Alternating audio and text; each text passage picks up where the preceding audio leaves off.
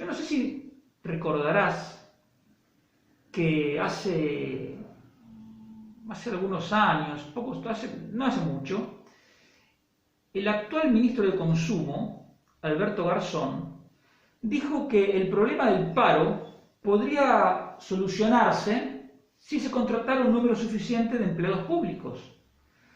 Entonces, muchos se rieron bueno, esto es una locura. Claro, pero ¿en qué cabeza cabe que eso pueda ser una solución? ¿Quién podría pagar ese enorme gasto público? Bueno, ese tipo de cosas se preguntaba mucha gente entre risas, diciendo, bueno, esto es un disparate. Yo lo que digo es que esa propuesta, por más disparatada que nos parezca, hay que tomársela en serio. ¿Por qué? Porque esa propuesta de Garzón, absolutamente descabellada, es ahora política de Estado. Sí, porque el gobierno de Sánchez Iglesias está apostando por engordar el número de personas que cobra del Estado como fórmula para acabar con el paro. A unos los contrata directamente en el sector público y a otros pretende retirarlos para siempre del mercado de trabajo dándoles un ingreso mínimo vital. ¿Por qué te digo esto? Porque hay que recordar que los parados son las personas que no trabajan, pero sí quieren trabajar y están buscando empleo. Si tú no trabajas, pero no buscas empleo, tú no eres un parado, tú eres un inactivo. Entonces, si toda la gente que hoy está buscando empleo, nosotros le diéramos un ingreso mínimo vital y le decimos, mire, ahora no busque más trabajo, esa gente no busca más trabajo, podríamos decir que el paro desapareció en España. Evidentemente sería insostenible y sería más un artilugio contable, porque esa gente estaría también sin trabajar. Pero bueno, pero eso es lo que están haciendo. Esa es la realidad. En los últimos 12 meses, la plantilla de empleados públicos creció en más de 160.000 personas. Es más de un 6%. Es el mayor ritmo al que está creciendo la plantilla del sector público desde 1990. Desde el gobierno de Felipe González hasta ahora, ni con Zapatero creció tanto el empleo público como ahora. Pero en el sector privado, que son los que pagan los salarios del sector público, está pasando lo contrario, y ya te lo vengo comentando. En los últimos 12 meses se perdieron más de 500.000 puestos de trabajo en el sector privado. Entonces, con la propuesta de Garzón, lo que está haciendo el gobierno, contratando empleados públicos, es compensar 1 de cada 3 empleos que se pierden en el sector privado. Desde que Sánchez está en la Moncloa, el peso del empleo público en la ocupación total pasó de 16% a 17,5%. Es decir, cuando Pedro Sánchez llegó a la Moncloa, el 16% de toda la gente que trabajaba en el sector público. Bueno, hoy es un 17,5%. Si sigue esta tendencia, al final de la legislatura podría ser un 20%.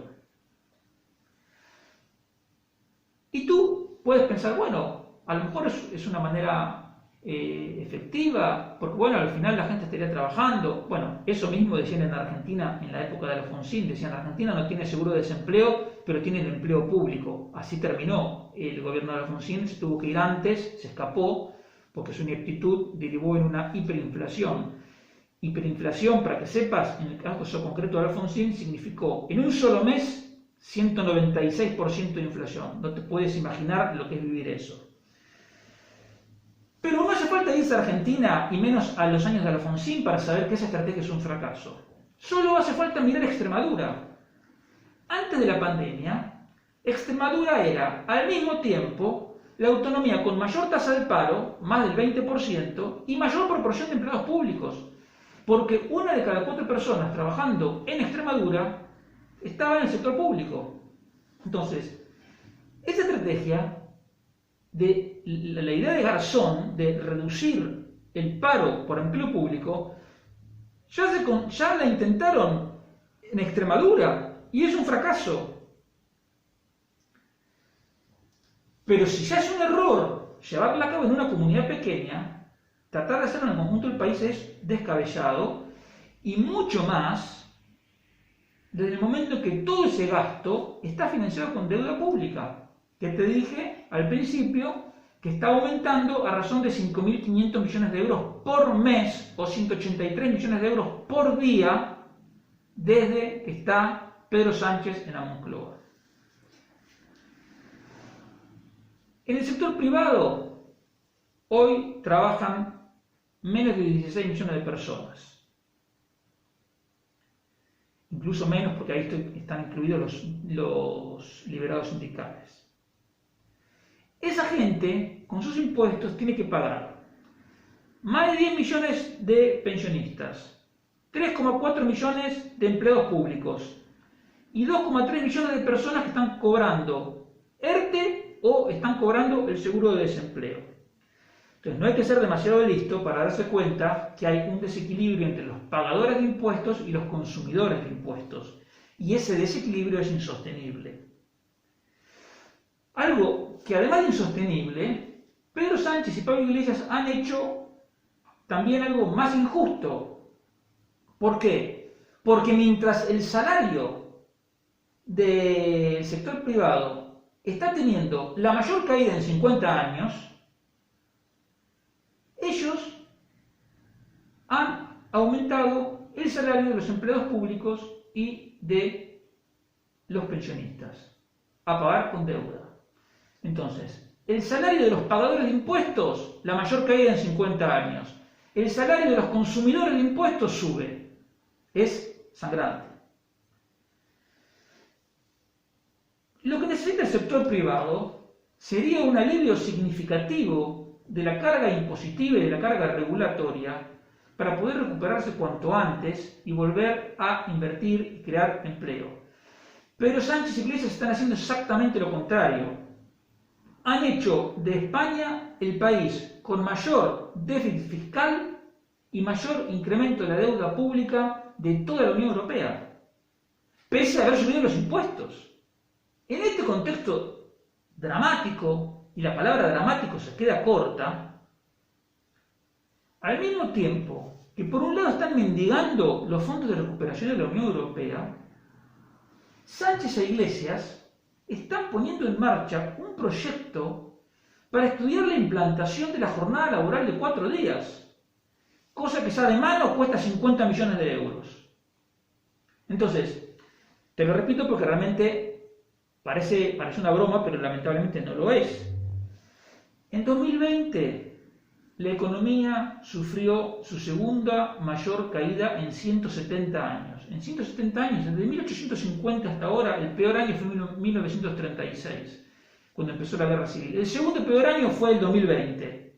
En ese contexto, en el que cerraron más de 100.000 empresas, Sánchez e Iglesias aceptan estudiar un proyecto que de entrada implica subir los costes laborales un 25%, porque la propuesta es trabajar 4 días en lugar de 5, pero seguir cobrando lo mismo, cosa que es imposible.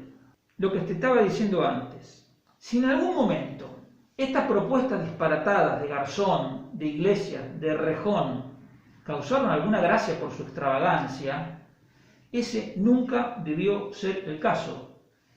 Estamos en presencia de un grupo antisistema, y es, una vez más, antisistema porque quieren cambiar nuestro sistema económico por otro que se parezca más al de Venezuela o al de la República Democrática Alemana, país del cual la gente se jugaba la vida para saltar por el muro de Berlín, para saltar hacia la libertad, porque del lado occidental al este no saltaba nadie. Pero sin embargo, este grupo antisistema que quiere para España un sistema como el venezolano o el de la República Democrática Alemana, está marcando la agenda del gobierno de España. Y por supuesto que es una agenda empobrecedora, que agiganta los riesgos macroeconómicos. Incluso a veces pienso que acrecentar los riesgos macroeconómicos es parte del plan, porque ellos son perfectamente conscientes de que en un contexto de gran crisis económica les es más fácil avanzar. Podemos no surgió en el 2007, cuando en medio de la burbuja.